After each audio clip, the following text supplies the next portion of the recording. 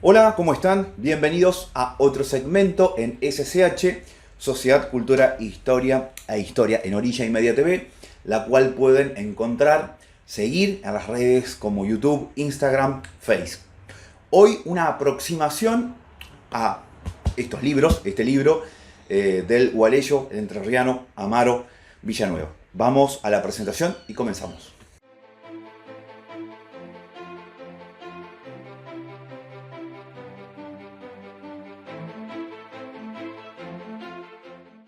Sobre este comercio sutil entre los vegetales y la población, reina el mate como soberano de antiquísima estirpe.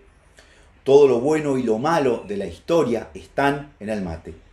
Comunión de labios y de ensueños, fetiche de una raza, oscura cáscara, hueca geoda en que duermen los siglos, fulgor inextinguible, calor de sangre que se pasan de palma en palma las generaciones.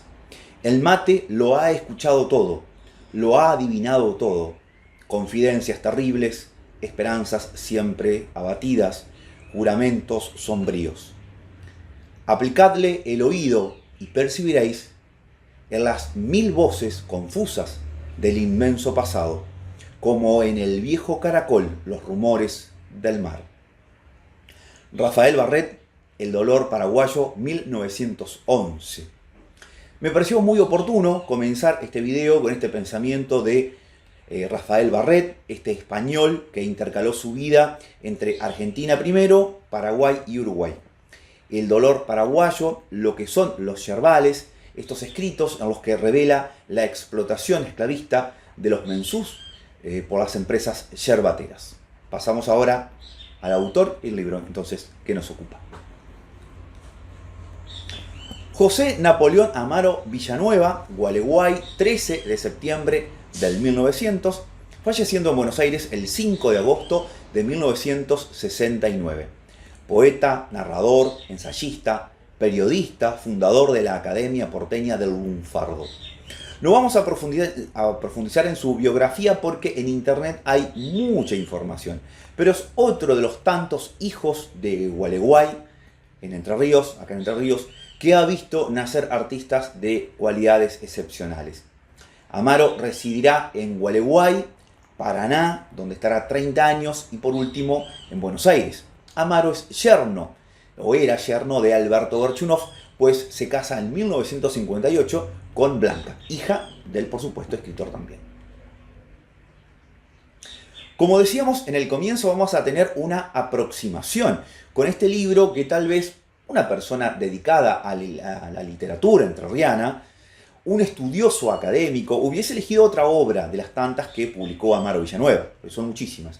Pero recuerden que mi intención es acercar lo más popularmente posible los nombres y obras que han dejado autores entrerrianos, del cual solo hemos abordado la literatura, pero que hay innumerables exponentes en el campo de la cultura entrerriana, como son la poesía, las artes plásticas, músicos, escultores en distintos materiales, artesanos, etc.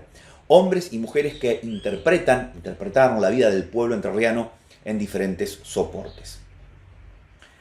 Elegí de Amaro Villanueva este trabajo sobre una costumbre que nos ha acompañado desde hace muchísimos años. Una costumbre que nace con el pueblo guaraní y se extiende por nuestra región, la región rioplatense. Convengamos que el mate no necesita mucha presentación, pero sí podemos detenernos, y aquí comienza uno de los fundamentos de este video, y pensar lo que representa. No es solo agua caliente con yerba en un recipiente que sorbemos por un canuto. Es un elemento individual o colectivo que atraviesa los sectores sociales sin problemas, para darnos la bienvenida en el amanecer, en el día, una pausa en el trabajo, o que forma parte del trabajo cuando alguien lo ceba en ese grupo de personas. Es un elemento que preparamos después de una pequeña siesta y decimos buenas tardes, o es la cena con torta frita cuando el dinero es mezquino en las familias. Son innumerables los momentos en que nos acompaña el mate. El libro ha estado editado de la siguiente manera. Primera edición, 1938, Mate, exposición de la técnica de cebar. La segunda edición ampliada se divide en dos tomos, 1960, El mate, arte de cebar, y el 1967, El lenguaje del mate. En una tercera edición se unifican los dos tomos en uno en 1995. El mate, el arte de cebar y su lenguaje. Y por último, en el 2018, con 544 páginas editadas por la editorial de la Universidad de Entre Ríos, El arte de cebar, el lenguaje del mate.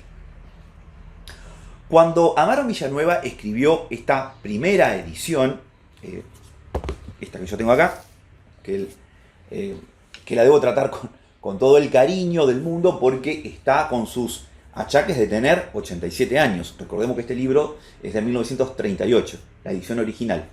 Colocó un vocabulario muy interesante para comprender el mundo del mate, porque cuando nosotros tomamos mate, utilizamos palabras que solamente van a estar presentes en el ritual del mate. Por ejemplo, cuando decimos cebar, estamos utilizando esa palabra exclusivamente para el mate. No decimos sirvo mate, como si lo utilizamos en el café o en un té o en otra bebida. Bueno, esa palabra cebar pertenece al mundo exclusivo del mate y así innumerables palabras que pronunciamos y no nos damos cuenta, o hermosas palabras que se utilizaban y quedaron como costumbre de otros tiempos. Como por ejemplo, en la dedicatoria que reza en esta primera edición, a la memoria de Segundo Américo, persona de cebador vaquiano en cansar la yerba. Cansar la yerba significaba rendirla por cansancio, extraer muchos mates de una sola cebadura. Segundo Américo era un hermano de Amaro Villanueva, fallecido años antes. En la segunda edición, aparte de estar dividido en dos partes, una de 1960 y la otra de 1967, esta que yo tengo es de 1960. Le falta lo que es la cubierta, pero bueno, obviamente son libros usados. Amplía enormemente el mundo del mate e incorpora un registro fotográfico que ya observaremos. En la edición de 2018 de la editorial Eduner se compila todo el trabajo editado por Amaro Villanueva. Una introducción muy lograda de Sergio Delgado, una bibliografía de Amaro, un vocabulario de 112 voces con respecto al mate y lo riguroso que quiso ser con cada palabra, ¿no?, de este diccionario, de este vocabulario. Imágenes de cuadro que no están presentes en ninguna edición, pero que Amaro Villanueva utiliza como fuente de consulta. Pero quedan investigaciones sin salir a la luz, incluso hasta hoy, como son Refranero del mate, Supersticiones y leyendas, vocabulario el cual contaba con 2.258 voces, Historia de la yerba, Iconografía del mate y Psicología del matero. Entonces, dos serían los títulos principales que abordó Amaro Villanueva. El arte de cebar, edición 1938 y 1960, y El lenguaje del mate, edición 1967. Pero es en el lenguaje del mate que comienza a trabajar primero en 1930-1931 aproximadamente. Porque entre otros registros personales destaca la obra de Pablo Mantegazza, de 1867, titulada Río de la Plata e Tenerife, donde el citado doctor enumera una serie de características al cebar el mate y que termina sentenciando: aprended de memoria este breve diccionario si queréis ir a América y leer los sentimientos de la señorita que os ofrecerá el mate envuelto en su más fino pañuelo para que no os escaldéis las manos. Con este archivo, más lo que ya venía recopilando Amaro, lo fue publicando en una sección llamado El Fogonazo del diario Entre Ríos, de Paraná, donde él trabajaba como jefe de redacción, que terminaron circulando por todo el país en los almanaques de la época. Digamos que entre el rescate cultural que se le pretendía dar y lo fortuito, el lenguaje del mate pasó a ser un contenido propio.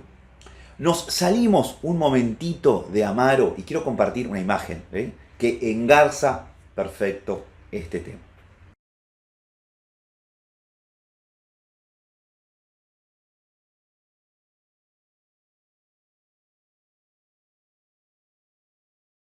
Inodoro Pereira, el personaje creado por Fontana Rosa, constantemente está con el mate a la mano. Casi no hay capítulos donde mi héroe telúrico, no está tomando mate, como buen criollo, como buen paisano. Y dentro del mundo del mate también está presente el dulce, el amargo y el mate cocido, el cual llega hasta nuestros días, que en el vocabulario es descrito como un injerto gringo. Dice Rodolfo Zenet en la revista Nativa de 1933. El mate cocido es un injerto gringo nacido de las chacras no hace más de medio siglo. El criollo antiguo no lo tomaba, considerando a ese brebaje como una lavadura de yerba usada. El mate cocido era para los peones extranjeros, se usaban las chacras, pero no en las estancias ni en los puestos. En verdad, el mate cocido nació con las intensas faenas agrícolas y como un medio de satisfacer el hábito general del mate, como desayuno o como merienda, sin la pérdida de tiempo y el mayor gasto que hubiera significado tomarlo en el clásico estilo de la calabacilla.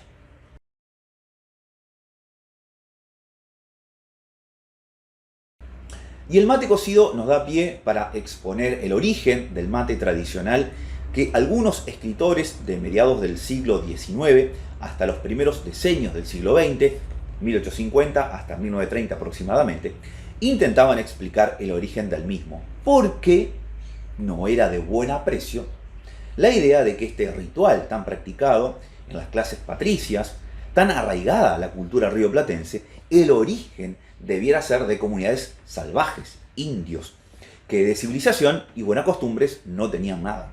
Entonces, como el origen del mate se pierde entre las buenas y no tantas intenciones de españoles, jesuitas, se documentaron historias para el caso. Y además hay que agregarle el prurito que se le indilgaba a la bombilla, ese canuto que se pasaba de persona en persona y que generaba rechazo ante la idea de los diferentes labios y bocas que muchas veces de higiénico no tenían nada. Pero vamos a la lectura para poder transmitir de palabras de su autor algunas apreciaciones del mate como recipiente. La planta que da origen a esta calabaza, la hoja como elemento del que se prepara la yerba, el árbol de que se saca la hoja, el recipiente donde se calienta el agua, la caldera primero y la pava después, y por supuesto la impopular bombilla. Todo esto tiene incluso sus confusiones que llegan hasta hoy para denominar a un acto cultural que denominamos simplemente cebar, tomar unos mates. Si bien la calabaza, de que se hizo vaso y vasija, le fue brindada por la naturaleza, lo mismo que el vegetal con cuyas hojas daría sustancia a la cordial infusión, es indudable que el tratamiento y la administración de esta yerba desprenden un testimonio elocuente sobre el grado de cultura alcanzado por el indígena guaraní. Con todo, nuestra imaginación es recelosa de las especulaciones retrospectivas cuando se trata de alguno de los problemas más simples que aquella técnica supone, la invención de una bombilla o el uso de la caldera, por ejemplo. Dicho de otro modo, dudamos si el indígena pudo idear el original filtro tubular con que sorbía la infusión y el recipiente adecuado para calentar el agua y verterla en pequeñas porciones dentro de la calabaza. Tal recelo es explicable por las lagunas arqueológicas y los prejuicios heredados que todavía cierran el camino a la reconstrucción completa del grado de civilización alcanzado por las naciones de raza guaraní en la época de la conquista. Conspira igualmente contra la reivindicación de derechos del aborigen como creador de la costumbre y de los medios de practicarla, la facilidad con que se siguen desfigurando los hechos a expensas del salvaje, en un despojo multisecular que no se ha satisfecho con la total enajenación de sus bienes materiales. Aún hoy, su natural aptitud humana de observación, de juicio y de inventiva le es negada retrospectivamente en favor de concepciones tan atrasadas al presente, como pudieron serlo las de las sociedades americanas con respecto a las europeas, en la época del descubrimiento y la conquista del Nuevo Mundo. Parecería que, aún en el plano de la investigación histórica y de otras disciplinas científicas, no logramos emanciparnos todavía del prejuicio y la superstición, cuando se trata de indagar racionalmente el camino de la verdad.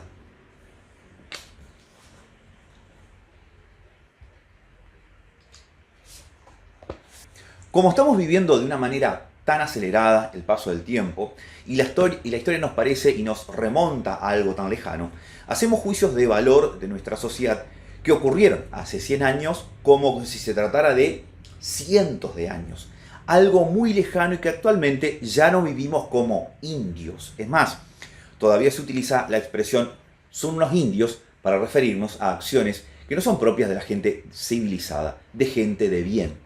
Por eso nuestra ignorancia de percibir la historia es tan peligrosa, porque creemos que el perseguimiento a las comunidades originarias ya terminó, o que el exterminio de ellos corresponde a la conquista y se terminó con la campaña del desierto. No. El 19 de julio de 1924, el año pasado se cumplieron 100 años, en el territorio nacional del Chaco, un avión biplano, conocido como Chaco 2, sobrevoló la zona arrojando comida y caramelos. En el momento en que los indígenas, comunidades de Cuom y Mocovíes salieron a recogerlos, poco más de 130 policías y terratenientes dispararon y golpearon con machetes a familias enteras por oponerse a su trabajo en las plantaciones de algodón, a cambio de ropa y vales, que no podían convertirse en dinero. La masacre duró 45 minutos, pero las secuelas en las sobrevivientes duraron toda su vida y ha sido catalogada como uno de los episodios más atroces sucedidos en la Argentina durante el siglo XX. El cuerpo de policías asesinó a 423 habitantes. A los hombres se les mutiló o se los decapitó para colgarle luego su cuerpo, mientras que las mujeres fueron violadas sexualmente. Aquellos que huyeron se los persiguió por la serranía, pues no se pretendía dejar testigo. Afortunadamente se estima que 38 niños y 15 adultos escaparon. 1924. Aquí nomás, a la vuelta de la esquina, en términos de años. El origen de muchas cosas tradicionales nunca podían ser aborígenes. Tenían que ser de los civilizados que vinieron a educar a la barbarie. Sigamos. Antecedentes de la voz. Mate, en voz castellanizada, del quechua mati, que significa vaso o recipiente para beber, pero se ha generalizado desde el Perú hasta el Río de la Plata como nombre vulgar del fruto de la calabacera, Lagenaria vulgaris, y de esta misma planta que se llamó puru, es decir, calabaza, en la lengua general del imperio de los incas. No es difícil descubrir la razón del tránsito semántico. Desde hace siglo, el fruto de esta cucurbitaceae, en sus distintas variedades o tamaños y cortado de diferentes maneras, ha proporcionado toda la vajilla doméstica a las clases pobres, antes indígenas y hoy criollos. Y desde luego les ha previsto el recipiente de uso más obligado o común, el vaso, la copa o taza para beber. Posteriormente, como ya dijimos, la palabra mate se ha vulgarizado con el nombre del fruto de la calabacera o Lagenarias vulgaris, y aún de la misma planta. En el Perú, mate es designación genérica de las distintas variedades de esa cucurbitaceae y de sus frutos. Por lo tanto, es sinónimo de calabaza, aunque cada una de sus variedades reciba nombre propio o particular, de acuerdo a su tamaño, forma y aplicación o uso. Debía de serlo desde los días del Inca Garcilaso, puesto que en sus comentarios reales, editados en 1609, ya nos dice al respecto: calabazas que hacen vasos, las hay muchas y muy buenas, llámanlas mati.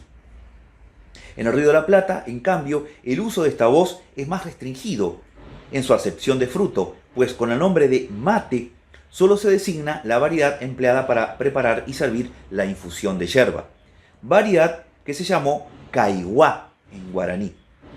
Las otras variedades de mayores dimensiones son llamadas yeruá en guaraní y porongo en quechua. Es decir, que como esta planta que crece en una vasta región y sus frutos dieron origen a múltiples utilidades, nosotros utilizamos la voz quechua para designar la palabra mate, no la pronunciación guaranítica, que sería caiguá, palabra compuesta de las voces caá, yerba, y agua, iguá, recipiente. Recipiente para el agua del mate. Veamos algunas imágenes de los diferentes usos de esta calabaza, el cual su nombre científico es Lagenaria vulgaris, el mate como recipientes. Lámina 1 del libro, 3 variedades de Lagenarias vulgaris. Limeta, botellón, y aquí podemos ver y observar el tamaño entonces a lo que puede llegar el fruto de esta planta para diferentes utilidades. Esta es otra limeta, así se llamaba a este botellón donde se podía transportar desde distintos tipos de bebidas. Y acá podemos observar en la lámina número 4, galleta gigante con bombilla de plata, su tamaño contrasta con el de un mate común. Esto es propiedad, creo suponer, del propio Amaro Villanueva, según lo expresa en el libro, ¿no? Muñecos hechos con mates era bastante común, e incluso en las láminas no figura, pero creo suponer también que, por ejemplo, los títeres que se utilizaban, y creo que se utilizan, también correspondían y tenían mucho de este tipo de fruto de esta calabacita en distintos tamaños y formas. Acá tenemos lo que es el mate poro y tipos de poros, incluso que él explicita.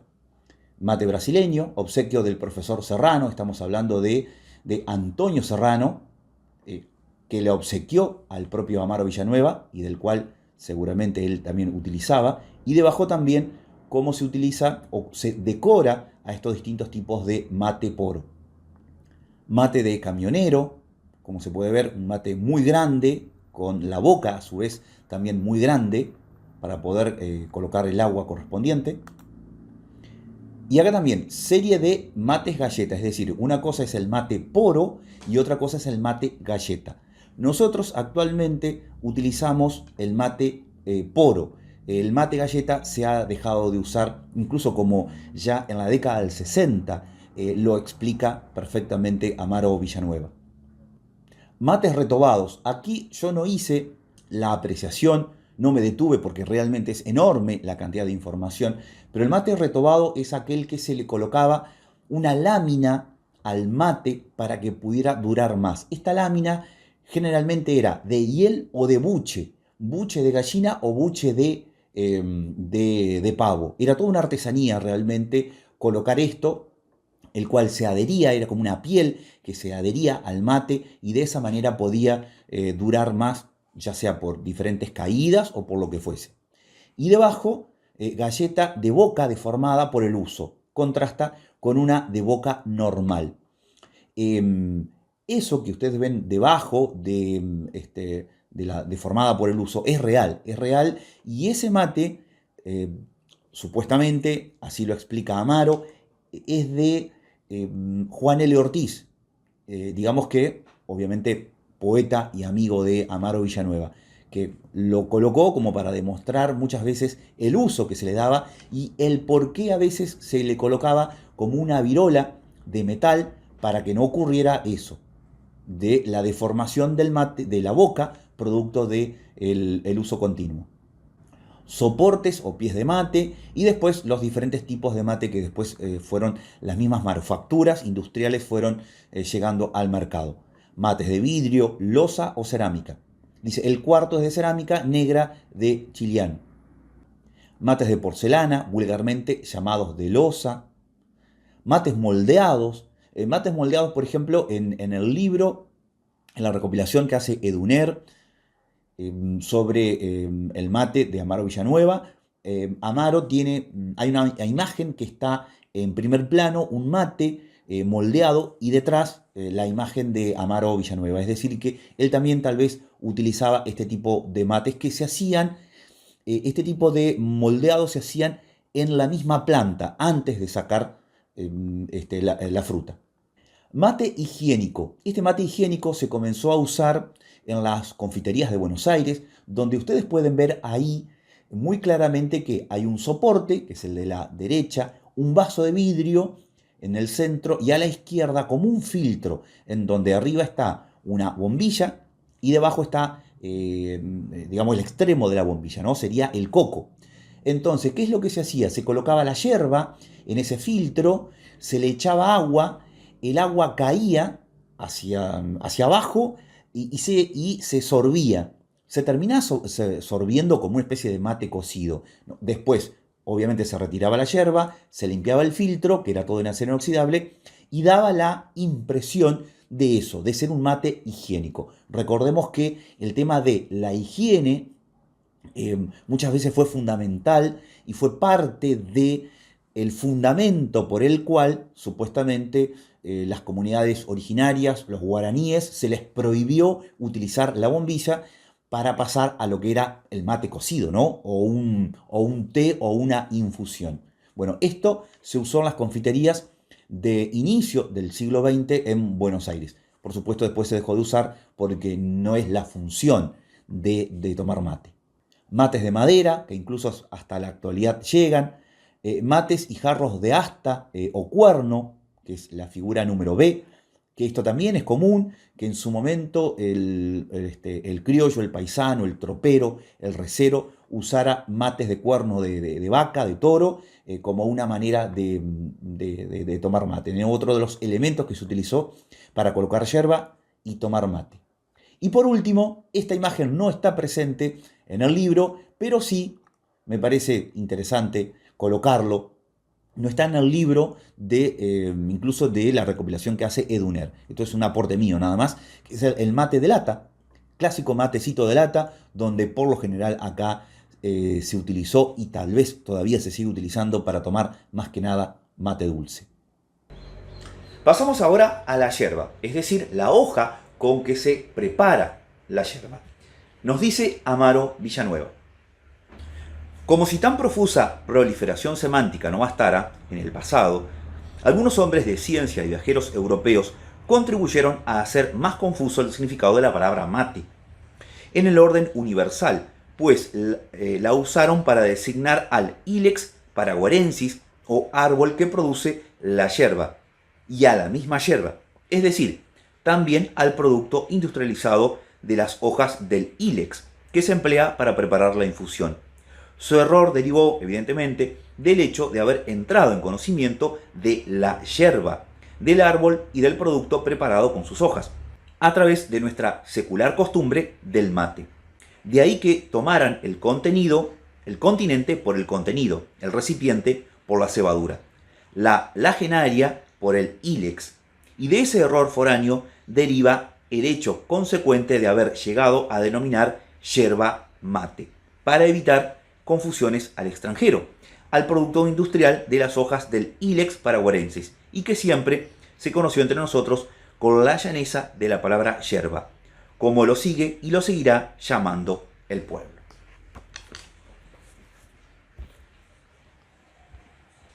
En resumen, el árbol del que se saca la hoja para hacer la yerba se llama Ilex paraguayensis, pero con esa planta terminaba de dar la hoja con que se hacía la yerba con la cual se consumía el mate.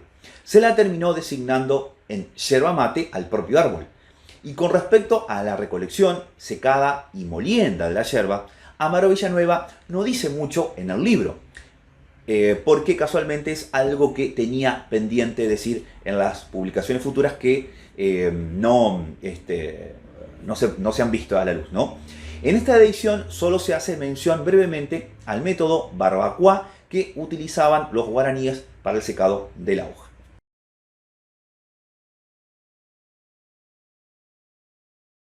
Pasamos ahora a la controvertida bombilla, porque dentro de los elementos del mate, la bombilla no tiene desprendimiento fonético guaranítico, ni quechua.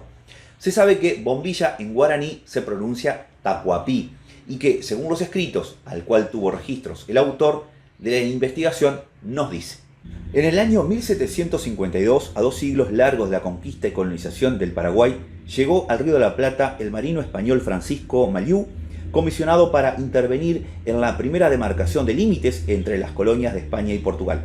Como se sabe, este cometido no llegó a finiquitarse, entre otras causas, por la insurrección armada con que los indígenas de las misiones jesuíticas se opusieron al Tratado de Permuta. Mallieu se trasladó a Asunción en 1758, radicándose allí por algún tiempo. Regresó a España en 1761, donde escribió su Descripción de las provincias del Río de la Plata, en 1772. En esta obra, y con referencia al mate, dice el capitán Mallieu: el método de beber con esa yerba no es es en aquellos indios de poca ceremonia. Echan una porción de ella en un mate, totumo o calabacita, que llenan de agua caliente y a veces fría, y beben apartando la yerba, que pueden solo con el labio superior, introduciéndose siempre de esa manera alguna parte de ella con el agua. Es muy distinto este modo del que practican los españoles, así en Buenos Aires como en todo el Perú, donde está muy introducido el uso de esta bebida que toman en cocos y mate preparados a ese fin, sorbiendo el agua con una bombilla o cañuto que no deja paso a la yerba, y haciéndola más gustosa con el azúcar que le echa o algún zumo de naranja agria o limón.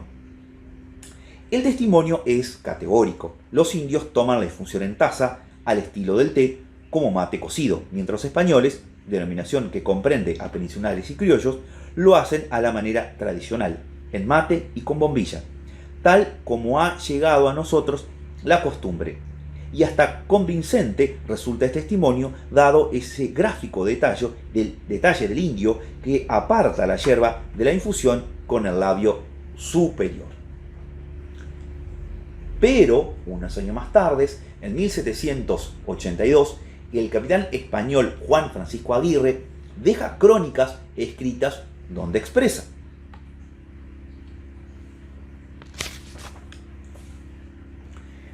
de todo tiene la culpa la fatal manera con que se acostumbra tomar el mate. Los muy aficionados gastan este atascado de mucha hierba cuando con poca tiene el mismo gusto. Pero aún hay más, y es que tomada en taza una infusión de corta cantidad da una bebida muy agradable y parecida al té en color y sabor. Si de esta manera se acostumbrara, deponiendo la heredada y sin mirar con desprecio la novedad, se conseguiría tomarla con aseo y proporcionarían tal vez más utilidades. De tan explícito testimonio se desprenden las constancias siguientes. Y aquí Amaro hace 5 de esas constancias, de las cuales vamos a leer la segunda, que dice que el uso del apartador o colador para servir la infusión de yerba al estilo del té se introdujo por aseo, es decir, por repugnancia a la comodidad de la bombilla.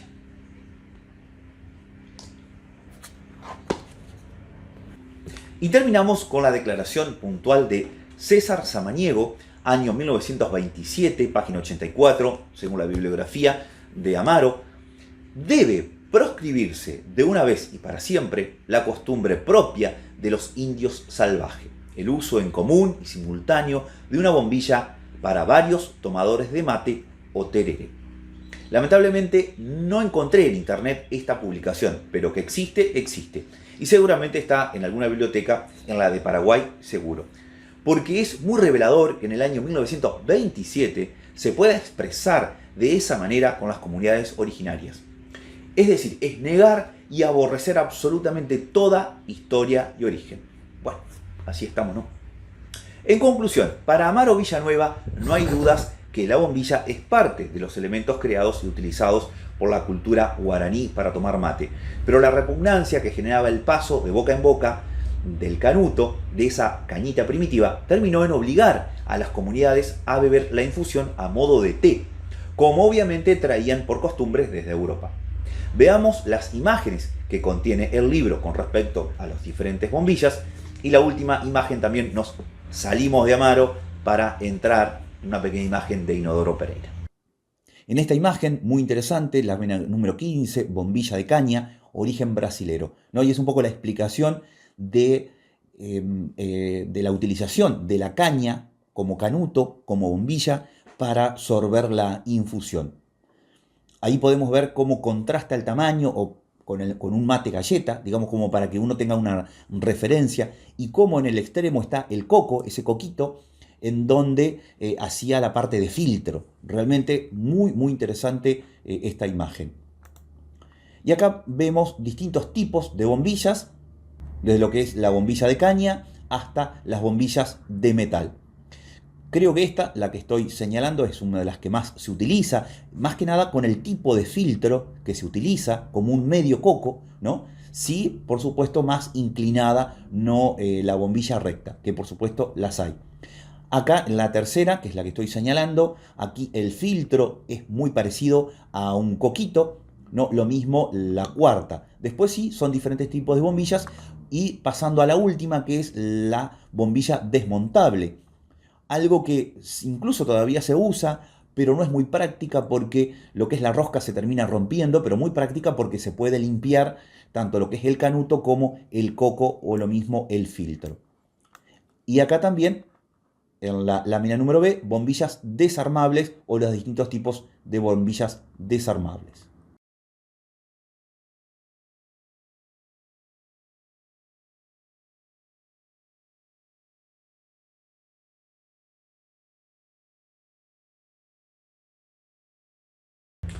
Veamos ahora al recipiente donde se calienta el agua y si la bombilla ya tenía su origen dudoso, la caldera o pava sigue la misma historia. Es decir, no tienen una descendencia en la fonética ni guaranítica ni quechua. Pero sí, por supuesto, como ocurre con la bombilla, caldera tiene su nombre en guaraní, Itacuá, y agua, tacú, caliente, gua, recipiente, es decir, vasija para el agua caliente.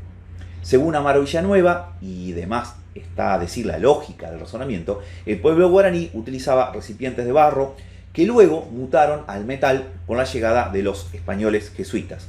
Pero dos son los elementos bien diferenciados, más allá del material con que estuvieron realizados, y son la caldera y la pava. La caldera, primero, acompañando los fogones, troperos, la cocina del hogar en el siglo XIX, y la pava como recipiente más mitad del siglo. Leamos unos párrafos del libro. Los Robertson. ¿De qué metal estaban hechas esas antiguas calderas? Eran de cobre y primitivamente se las introducía de Cataluña. Son de este metal todos los ejemplares que aún se conservan y constituyen hoy piezas raras e estimables en museos públicos y colecciones privadas, sin que falte el testimonio literario correspondiente. En una de las cartas de Sudamérica de los hermanos Robertson, correspondientes a sus andanzas por el litoral argentino, 1815-1816, al describir la cocina de una posta de la provincia de Corrientes, dice uno de ellos: en torno al fogón había ollas y cacerolas de barro, una caldera de cobre para el mate, una piedra de afilar y media docena de cabezas de vaca.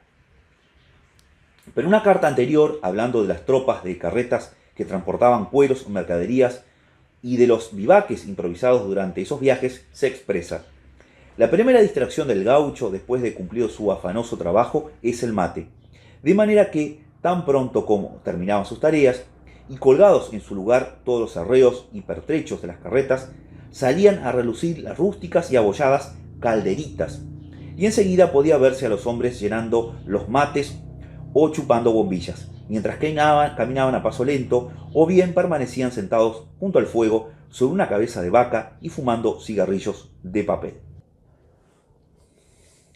Y quiero continuar la lectura en el mismo punto que recién dejé para que escuchen algo bastante sencillo de comprender, pero que tiene su costado bastante gris o gris oscuro. Y en una amplia nota aclaratoria de la voz calderita y de la adjetivación con que esta vasija gaucha inspira, se da estas interesantísimas referencias, abonadas por el minucioso conocimiento que poseían los Robertson en todo lo relativo al comercio rioplatense. Una tetera o vasija rústica de cobre, fabricada en Cataluña, pero que los manufactureros de Birmingham, Inglaterra, pronto empezaron a imitar. Las enviaron al principio de apariencia muy superior, pulidas y brillantes como las nuestras, pero los gauchos no las encontraron de su agrado y nada querían saber con el pulimento ni con la afectada delicadeza de contornos de la mercadería de Birmingham. Con tal experiencia, los manufactureros empezaron entonces a enviar copias de las calderas rústicas catalanas que parecían curtidas por la intemperie, y así desalojaron del campo a las auténticas. Desde entonces proveen por miles a la demanda sudamericana de calderillas de tipo catalán. De modo que aquí vemos ya a la manufactura inglesa disputando a la española las antiguas colonias del Río de la Plata, a punto de proclamarse independiente, y desalojándola hasta de la rueda del fogón o del improvisado vivac campesino. nada menos que en la indiejísima y gaucha comunión del mate. Y no son cuentos de los Robertson. Un cuarto de siglo después, el desalojo era absoluto. La manufacturera inglesa era dueña del mercado argentino. En su número 15 del 10 de octubre de 1844, el Archivo Americano, editado en Buenos Aires por Pedro de Angelis, transcribió un extenso comentario sobre el mercado del Río de la Plata, aparecido en la revista Politécnica de Londres. La disputa se entablaba con Francia y el comentario, donde se aludía a Rosas como vigilante estadista, soldado intrépido y hombre justo, citaba el siguiente párrafo de Sir Woodbine Parrish, referido a nuestro país. Entre los campesinos, las manufacturas de Inglaterra han llegado a ser un artículo de primera necesidad. El gaucho se viste completamente de ellas. Tomad y observad todo su atavío, examinad todo su traje, y lo que no se ha hecho de cuero crudo es de manufacturera inglesa. El vestido de su mujer también procede del telar de Manchester, la olla en que prepara su comida, el plato en que come, el cuchillo, el poncho, las espuelas, el freno. Todo le va de Inglaterra.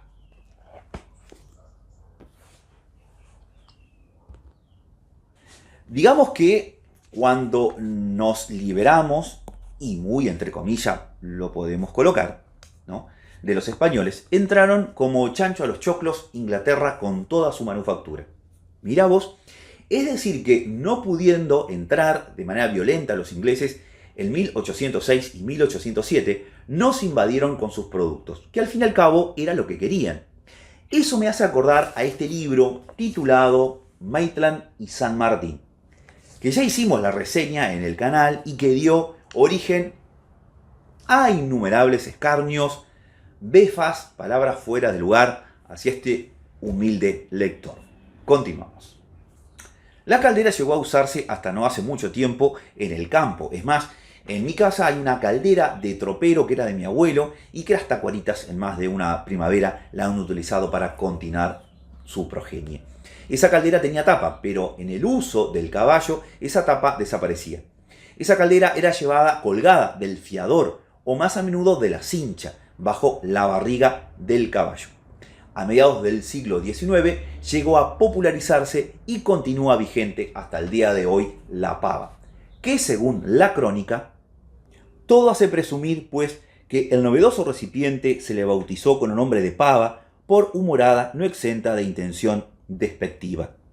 Aquella oronda vasija de hierro que sustituyó a la caldera en el más rudo trajín del mate, sugirió al paisano, por su figura foránea, el ridículo símil con la opulenta hembra del pavo. Él la vio así, rechoncha de cuerpo, ennegrecida de hollín y con el largo cuello tubular en forma de S que le nacía del medio vientre, por no decir del buche. Y la imaginación, echada junto al fogón, empollando las brasas del rescoldo y arrullando cantarina, según la expresión de Lugones, a través de la cual parecía oír el pausado y cambiante silbo con que la vasija va anunciando con su cálido contenido, reclama ya la mullida comunidad de la cebadura. Precioso realmente, pero decíamos igual que la bombilla y el tema que nos ocupa, la caldera, la pava, son elementos folclóricos y como tal el rastro se pierde en el anonimato y la intención de darle muchas veces un origen, muchas veces conspira con historias rebuscadas, ¿no? Pero de la caldera, la pava se pasó al termo, palabra de origen griego que alude al calor. No por algo también decimos termas a los baños de aguas minerales con temperaturas importantes. Y el termo fue el responsable de sacar el mate a la calle, iniciativa uruguaya que hasta hoy prevalece, pues un oriental que se precie se lo reconoce por su termo y mate bajo el brazo, caminando sin problemas por todos lados. Veamos unas imágenes de calderas y pavas para ilustrar este video. Calderas, la imagen número A, caldera de cobre, es decir que evidentemente el material con que se utilizaba o que la cual venían eran de cobre. Con la asa es la más moderna, dice, de 2 piezas. Y la imagen que está debajo ve la caldera en su asa mostrando el sistema de soldadura. Esto es una caldera, ¿está? Esto se usaba mucho en las zonas del interior, en el litoral, pero más que nada lo usaban los troperos, ¿no? El criollo que andaba a caballo constantemente. Acá hay otro tipo de caldera, dice ejemplar de caldera del Museo Martiniano Leguizamón, con el asa lateral no opuesta al pico. Recordemos que Martiniano Leguizamón en su vida tuvo casualmente una intención de registrar, de conservar, de archivar una enorme cantidad de material que tenga que ver con las costumbres pasadas de lo que es la parte criolla, paisana del interior y del litoral.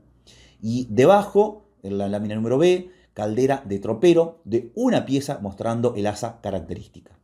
Esto es una imagen que se agrega en el libro de 1960, lámina número 20, Monumento a los charrúas existentes en Montevideo, donde el artista coloca aquí, incluso hay un círculo blanco, una caldera. Lo que sí, Amaro Villanueva hace la salvedad de que tal vez las comunidades charrúas no utilizaban calderas propiamente de metal o de barro, sino que utilizaban otro recipiente. Si es que lo usaban, digamos que para darle más ambiente a esta escena, se le colocó esta caldera, pero incluso el propio Amaro duda si tal vez las comunidades charrúas utilizaban una caldera como tal para colocar el agua caliente y tomar la infusión. Esto ya es una pava. Básicamente, la pava es lo que incluso hasta el día de hoy nosotros podemos llegar a usar, más allá de que hoy se utiliza mucho lo eléctrico, pero también hay disponibles distintos tipos de pava con distintos materiales. Esta hermosa imagen, la mina número 21, pava de cobre de la época de la Confederación, y debajo pava enlosada antigua. Que como vamos a ver, en realidad la pava se usó muchísimo incluso en el interior y en el propio Buenos Aires. No así tanto la caldera. Y por supuesto después pasamos a lo que es el termo con su tapón especial para cebar mate. El tapón era de corcho, aquí tenemos los dos piquitos, era liso, no tenía el asa. El asa se la tenía que agregar casualmente de manera artesanal, casera, muchas veces en la propia casa. Y por último, esta imagen, que tampoco está en el libro, incluso de Eduner, esto es un aporte mío nada más, de este termo clásico, década del 80, donde por supuesto tenía que tener flores, porque todo en esa época tenía flores, los platos, la vajilla, todo, el portatermo, el termo, las ornamentaciones, todo era con flores, y este tipo de termo tan especial que después desapareció para dar paso a los termos de acero inoxidable que hasta hoy se consiguen, y bueno, hoy tenemos otros tipos de termos que han ido cambiando, mutando un poco con la moda. Veamos también las imágenes de los cuadros que utilizó Amaro y que están presentes en la edición 208. Este cuadro de Adolfo Drastel, creo que se pronuncia así, Preparando el mate, aquí podemos observar cómo a la izquierda está un mate poro, está grabado, hay una bombilla de metal, ciertamente curvada, y está la pava de cobre, ¿no? Por el color que tiene tan característico. Esto es Carlos Enrique Pellegrini, el minué en la casa de Escalada, ¿no? Me imagino que será de la casa de Remedios de Escalada, es lo que supongo. Bien, aquí entonces podemos observar cómo tenemos acá, donde estoy señalando con la manito, un mate, dos mates, aquí tenemos un tercero a la izquierda, y tenemos allá atrás la cebadora de mate que está viendo a quién darle, o tal vez está tomando ella misma, ¿no? Así que bueno, este mate presente en las tertulias de las clases distinguidas, las clases patricias de la época, hasta en los lugares más populares, más humildes, en cualquier rancho tanto de la provincia de Buenos Aires como del interior. Carlos Morel, la media caña, está hablando de la danza, ¿no? Y esto es una litografía es el método. Acá hay una pava, que se puede ver clarito el estilo, que es más, hasta podría ser una pava del día de hoy. Acá hay un mate, donde había visto yo otro mate. Acá hay otro mate. Acá hay otro mate que se está sirviendo. Esto es Carlos Morel también, Mercado de Carretas, en la Plaza Montserrat. Acá hay una pava, acá donde estoy señalando con el cursor. Esto es una pava. Acá hay un mate. Y creo que había otro mate también por acá. Esto es Juan León Palier, interior de rancho. Lamentablemente la imagen no es muy buena, como ustedes lo pueden observar, pero sí se ve que acá está, ¿no? Un paisano con el mate en la mano, la casa como de caña, todos sentados en el piso, hay un fuego. Acá hay un paisano también cebando en lo que supongo que es una pava por la manera en que agarra el recipiente, ¿no? La caldera tenía al costado el asa, en cambio la pava siempre fue hacia arriba, así que lo que supongo que debe ser es una pava. Esto es Juan Manuel Blanes tomando mate. Juan Mauricio Rugendas, parada en el campo, y acá hay lo que es una caldera. Fíjense cómo la forma redondita, cilíndrica, ¿no? Y después sale lo que es la parte más importante de la caldera y lo que supongo que es el pico, ¿no? Donde se vertía el agua. Y esto que hay acá, supongo que es el asa, que por supuesto a veces no estaba en la mejor de las condiciones. Entonces, sobre el tema de caldera y pava, creo que lo que más se usaba era la pava y la caldera se dejaba casualmente para las zonas interiores donde uno hacía, donde el paisano, el criollo, hacía todo lo que es su vida de tropero. Esto es Peter Smith-Meyer, una reunión a la hora del mate. Me gustó mucho el título, Tertulia and Mate Party. ¿No? Me hace acordar mucho a Les Luthier realmente, hacer esta pronunciación. Y bueno, acá también esto es una caldera, no es una pava, por la manera en que está dibujada, ¿no? Acá hay un mate, sí, acá hay otro mate, son dos mates.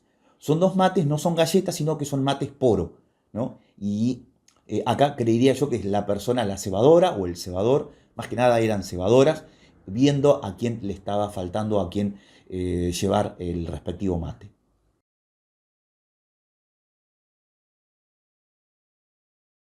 Y ya para ir finalizando, aunque para Amaro Villanueva el mundo del mate es de cientos de páginas, creo que es otro de los libros que en todo hogar debería estar, ¿no? El escritor se detiene en el agua y las temperaturas con que se utilizaban en diferentes lugares, la diferencia del agua hervida y el agua cruda, como lo llama, y el porqué de esa diferencia, que lo explica a través de la química. Aprontar el mate y palabras al cebador, del cual voy a leer el subtítulo Tatucear el mate. Una palabra que por alguna razón fonética me gusta muchísimo. ¿Qué es tatucear? Tatucear el mate. El verbo tatucear, vulgarmente se dice tatucear, deriva del sustantivo tatú, nombre guaraní popularizado del armadillo, conocido por su extraordinaria capacidad de remover la tierra con pasmosa rapidez, al cavar su cueva o al procurarse un refugio circunstancial. Humorísticamente, a esta característica del tatú se asimila, en el habla familiar, la tarea del cebador de mate por los movimientos de remoción o de ajuste que realiza en la cebadura a fin de mantener el buen sabor de la infusión. El verbo tatucear suele emplearse por lo común en frases de modo imperativo para indicar al cebador que el mate está perdiendo gusto y es necesario proceder de algún modo, que corre por cuenta del que ceba y conoce el orden interno del mate, para que éste recobre su buen sabor. Tatucear el mate puede significar por lo mismo dar vuelta a la cebadura o ensillarla, según el caso. Y para ensillarlo hay que hacerla bostear. De manera que el verbo tatucear suele ser un eufemismo de esta última frase verbal. Se lo emplea cuando no hay suficiente confianza para usar tal frase, ni tampoco como para que no resulte pasable el eufemismo. La orden se formula en tono perentorio, como dijimos. Tatuciá el mate, che. Allá por los años 30, en nuestra rueda de materos en Paraná, era común escuchar de boca de Esteban Berrizo, más conocido por El Negro, al devolver el mate que ya se iba lavando. Tatucialo, che, y echale un polvo. Aquí era evidente el sentido de la expresión, pues indicaba que había necesidad de ensillar la cebadura, hacer bostear el mate y echarle un poco de yerba nueva. Muchas gracias por quedarse hasta el final. Nos vemos en el próximo video.